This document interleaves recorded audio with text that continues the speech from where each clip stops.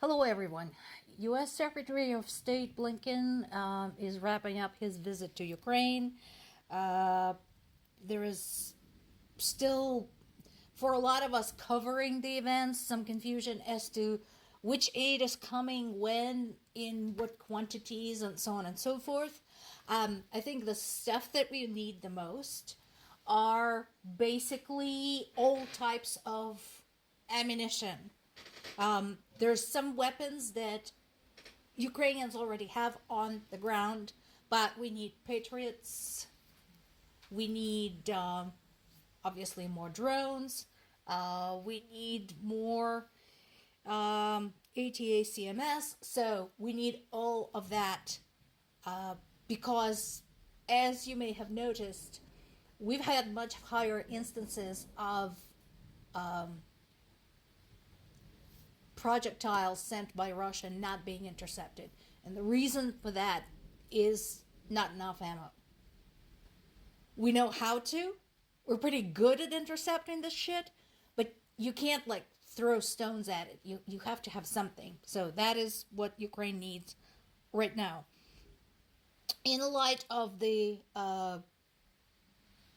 escalating Russian offensive in the northeast, Zelensky had rightly canceled all of his international visits.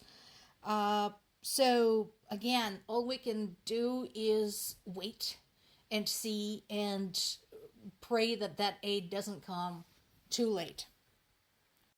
There's been a shooting attack, possibly an assassination attempt, against Slovakian Prime Minister Robert Fico.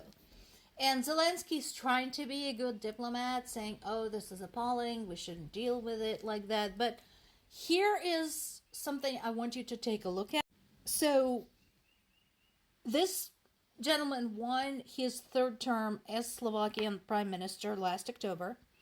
And his campaign was basically criticizing the Western support for Ukraine, including making some incredibly rude and unacceptable statements about Ukrainian people, including calling them Nazis and fascists. So,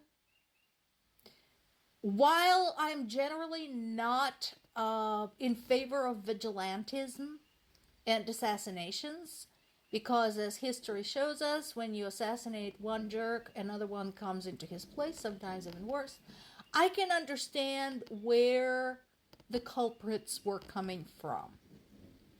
I can kind of get it. And in the grand scheme of things, I think a lot of people in the world are tired of the lack of accountability when it comes to some of the worst, most corrupt individuals in the world.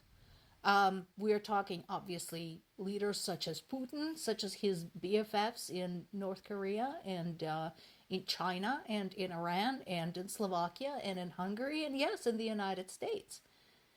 There's a certain someone we've been chasing for years now, and we still can't put him away. And I think people watch this. They watch these tyrants, these incredibly dangerous people getting away with whatever they're doing. And they no longer believe in justice, in systems of justice. So they're taking matters into their own hands. Now, here's another example of too little too late. So EU member states have agreed to impose a broadcast ban on the online outlet Voice of Europe on the charges of spreading Kremlin propaganda and misinformation. There is a likelihood that bans would also be applied to other Russian outlets, such as Izvestia, Rossiyskaya Gazeta, RIA Novosti, and so on and so forth. And again, this misinformation is not new. Russians have been running an aggressive campaign of propaganda since 10 years ago, since they justified the annexation of Crimea. So how come it had just occurred to you guys to start sanctioning these outlets, to start showing them there is a price for lying, especially when you're spreading lies with global implications. Meanwhile, there's been, of course, more Russian strikes. So far, this is that we know of, at least 17 people have been wounded in Mykolaiv and in Kherson. This is in the south. This is my backyard.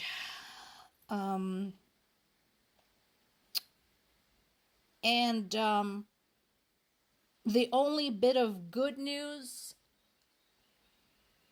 from the south is coming from Crimea, where Ukrainians carried out another successful missile raid, destroying some more of Russia's air force there.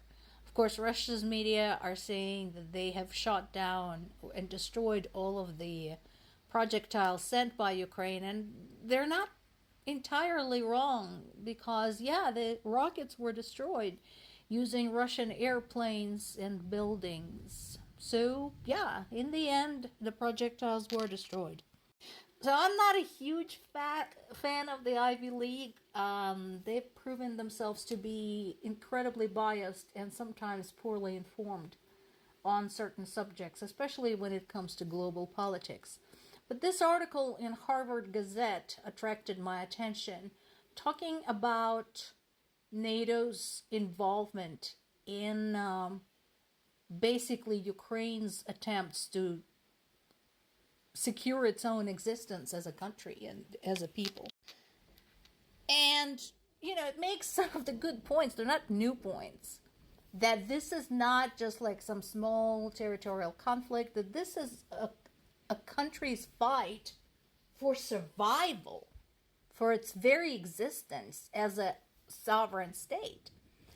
And I think this is a good time to remind everybody that not only does NATO, it would be in its own interest to help Ukraine, but it kind of owes Ukraine.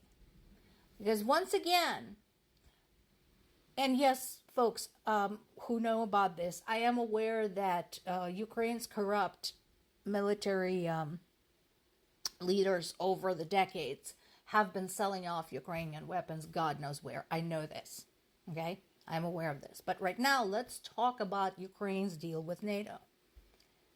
And we've talked about this before.